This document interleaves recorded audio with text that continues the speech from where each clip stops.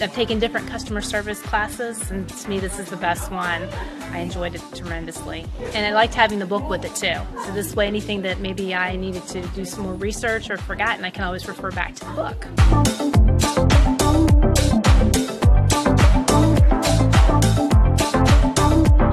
Understanding how you feel, understanding your emotions.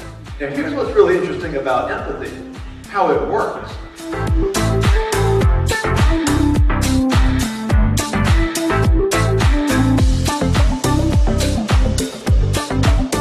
Look, there is a lot of customer service training out there. You can easily hire someone to come in and read from a manual that someone else wrote. But I'm here to tell you, in today's day and age, if you want your team to learn customer service, then you must hire a customer service and customer experience expert. Why? Because your team's heard the basics before.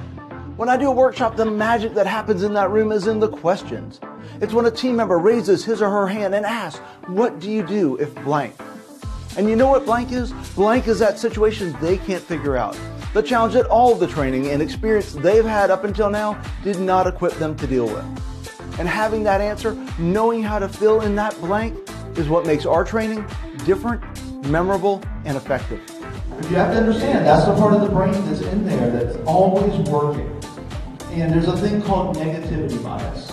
And if you haven't heard of negativity bias, what that means is we focus on the negative.